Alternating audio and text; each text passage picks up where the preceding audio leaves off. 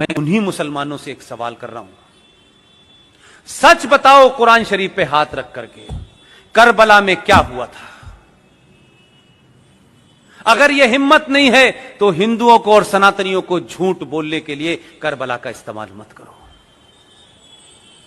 Karbala में तुमने मोहम्मद साहब के खानदान, उनके नवासों के नवासे, उनकी हत्याएं करके उनकी गर्दनों को नेजों के ऊपर, नेजों कहते हैं बड़े बड़े त्रिशूलों के ऊपर लेकर के शाम की गलियों में उनकी औरतों को बेराबरू होके घुमाया था। तुमने ये किया था। तुम किसको बताना चाहते हो? तुम तो न मोहम्मद के सगे हो न उनके खानदान के सगे हो। तुमने तो उनके दामाद को नमाज पढ़ते हुए उनका कत्ल किया।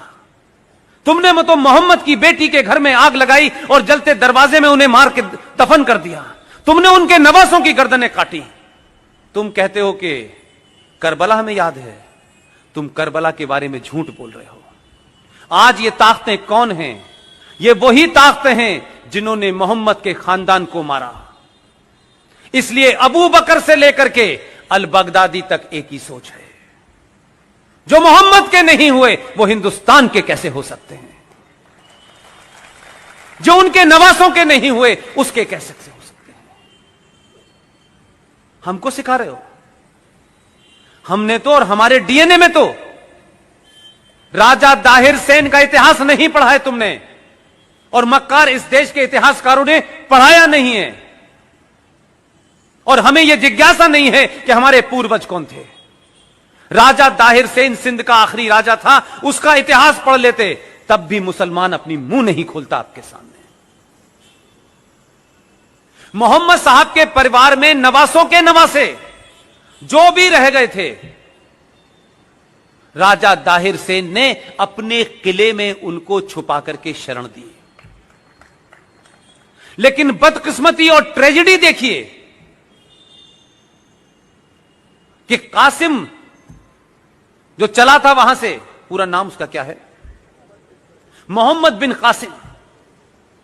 जो मोहम्मद बिन कासिम आया, उसने खानदान के खानदान मारे, मोहम्मद साहब के खानदान को मारा। राजा दाहिर उनके खानदान को बचाते बचाते, लड़ते लड़ते शहीद हो गया, लेकिन मोहम्मद के बच्चों पे उसने आंच नहीं आने दी। उस मोहम्मद बिन कासिम ने मोहम्मद के खानदान को मारा। पाकिस्तान का आज हीरो मोहम्मद बिन कासिम है। कहां के मुसलमानों हो और किस जगह के मुसलमानों हो, हमारे मुसलमान होने पे मुझे शक है।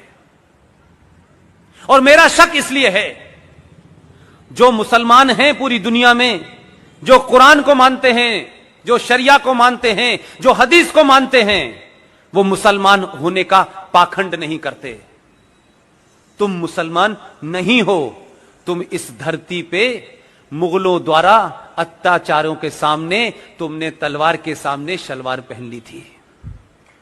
तुम कन्वर्टेड हो, इसलिए तुम मोहम्मद के बारे में नहीं जानते। लेकिन हिंदुस्तान में पॉलिटिकली मुसलमान होना एक फायदे का सौदा है। सत्ताएं डरती हैं, लोग डरते हैं, समाज डरते हैं, नाजायज मांगों को लोग मान लेते हैं। इसलिए तुम असली मुसलमान नहीं हो, तुम कन्वर्टेड